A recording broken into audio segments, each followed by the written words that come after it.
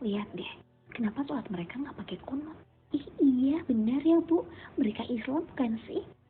Ditambah lagi, tadi imamnya nggak pakai baca basmalah pas rakaat pertama. Aduh, gimana atuh? Assalamualaikum warahmatullahi wabarakatuh.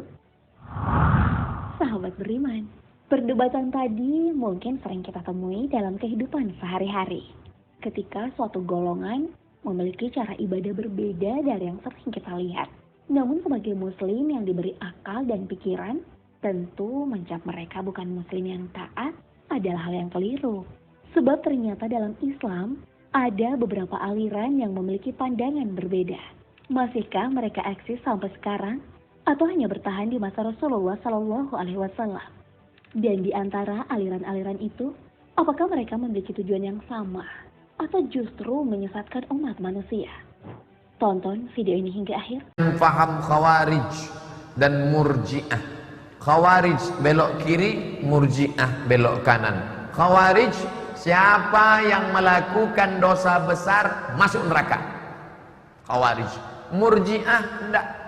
Apapun dosanya orang takkan kafir karena iman tak bisa dipengaruhi oleh perbuatan. Khawarij dengan Murji'ah bertolak belakang. Khawarij mengkafirkan pelaku dosa, Murji'ah si pezina sama imannya dengan Nabi. Karena iman tak bertambah tak berkurang, ucapan perbuatan sambil minum kamput aku tetap beriman. Imannya tak berubah. Ini kata Murji'ah. Kedua-duanya keluar dari ahlus sunnah wal jamaah. Lalu yang benar itu mana? Iman tiga. Al-iqraru bil lisan, at-tasdiqu bil qalbi, dibenarkan dalam hati. Al-iqraru bil lisan, dinyatakan dengan lidah. Al-amal bil arkan, dilaksanakan dengan.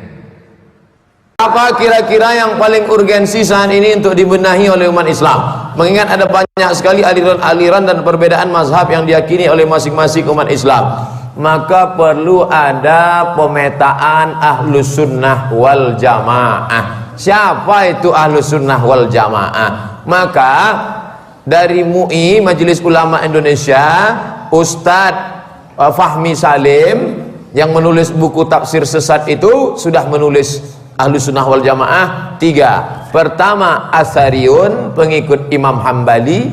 Yang kedua Asy'ariyah, pengikut Abul Hasan al-Asy'ari. Yang ketiga Abu Mansur al-Maturidi. Selama dia ikut tiga ini, maka dia adalah ahlus sunnah wal jamaah. Maka di luar ahlus sunnah wal jamaah itu kita harus sepakat, duduklah bersama. Apakah Muhammadiyah itu ahlus sunnah wal jamaah?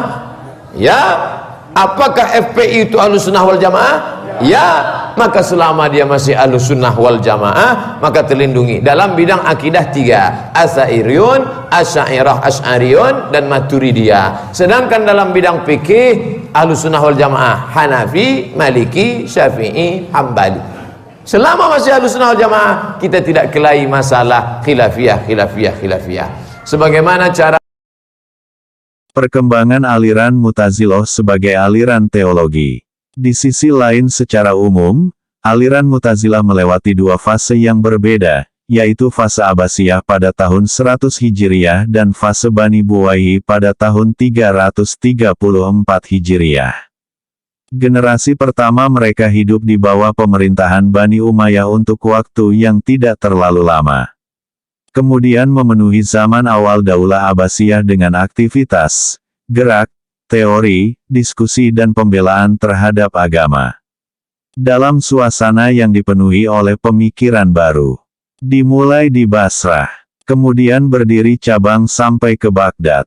Orang-orang Mu'tazilah Basrah bersikap hati-hati dalam menghadapi masalah politik, tetapi kelompok Mu'tazilah Baghdad justru terlibat jauh dalam politik.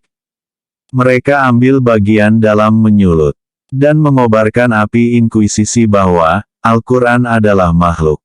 Abu Huzail al-Alaf, seorang pengikut aliran Wasil bin Atta, mendirikan sekolah Mu'tazilah pertama di kota Basrah.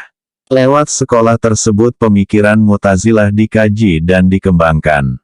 Sekolah Mu'tazilah menekankan pengajaran tentang rasionalisme dalam aspek pemikiran dan hukum Islam. Aliran teologis ini pernah berjaya pada masa Khalifah Al-Ma'mun, dinasti Abbasiyah. Mu'tazilah sempat menjadi mazhab resmi negara. Dukungan politik dari pihak rezim makin mengokohkan dominasi mazhab teologi ini. Sayang, tragedi mihnah telah mencoreng mazhab rasionalisme dalam Islam. Abu Huzail al-Alaf adalah seorang filosof Islam. Ia mengetahui banyak falsafah Yunani dan itu memudahkannya untuk menyusun ajaran-ajaran Mu'tazilah yang bercorak filsafat. Antara lain membuat uraian tentang pengertian nafs,